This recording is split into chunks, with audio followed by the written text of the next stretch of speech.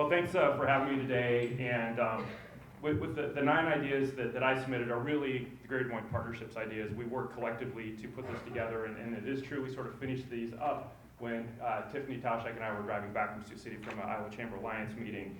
But these are really partnership ideas and not Jay Byers ideas. So, and I'm just going to focus on 3 that are sort of outlined in the book that sort of all that theme together. So number 1 is tell your story.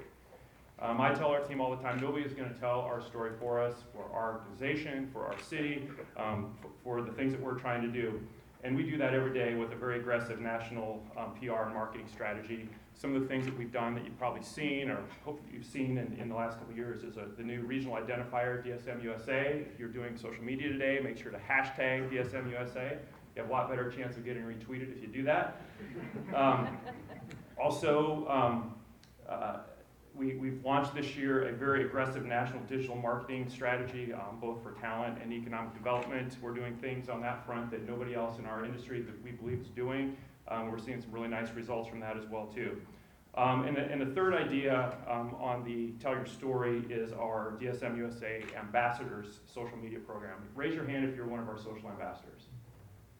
All right, next time I'm in this room, I want everybody to raise their hand. So what the DSM USA's Ambassadors Program is, you can sign up on our website, and anytime there is a new announcement, like a big ranking or a big announcement on economic development, and we only do this maybe a couple times a month, we will send you an announcement with a sample tweet, sample Facebook page post, maybe a picture, those sort of things, so you can help us tell those stories. All of you have very extensive networks within your work, within your family, nationally, internationally, and helping tell that story helps us to promote economic development here in central Iowa. So that's something that you can also do within your organizations as well to enlist your armies, your tribes to help tell your stories. Number 2 is be social. We recently hosted a gentleman by the name of Henry Timms, and the Business Record was a partner with us on that as well too, and he wrote a new book called New Power.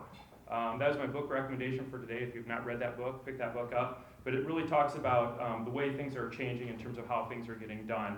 And social media is a big part of that. Social media used to be a fun thing. Now it is a very effective tool for your businesses and for organizations and for communities. So I'm just going to talk briefly about my social media rules. And I, as Chris mentioned, that I'm pretty active on social media, and we found it to be very effective for the Greater Des Moines Partnership. So number 1 is what I call the grammar rule. So avoid profanity. Don't use the F-bombs. It really turns off a lot of people. My one exception to the profanity rule is DSM USA, hell yes. All right. Number 2 is the media rule. Don't post anything that you don't feel comfortable being on the front page of the Business Record, right? So if you don't want it in the media, don't say it. Number 2, I call this either the boss rule, or if you are the boss, the board rule. Don't post anything that's going to get you fired, right? Number 4 is the content rule. Post things that are interesting, right, and meaningful. That can help you create your specific voice, and you can leverage existing content. Business Record is a great place to get a lot of great content and news articles. Pictures and videos are effective in standing out as well. Number 5 is I call it the bring it rule. You cannot have a strong voice on social media if you just post once in a while. You've got to be consistent and continue to post on a regular basis and get your messages out there. And number 6, this is actually one I just added that's actually not in the book, and I call it the positive rule. I take the approach that there's a lot of negativity in this world, and people ask me sometimes, well, why don't you tell the negative stories? And I say, because there's enough negativity. So you will never see me post negative things on social media.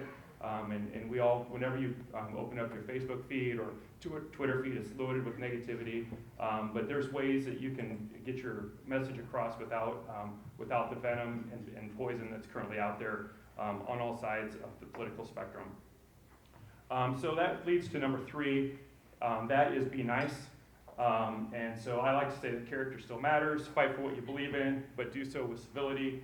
Hold yourself to a higher standard. When there's a temptation out there to sling mud, which there's often a temptation, and I'm tempted often too, remember how you want your organization to be represented.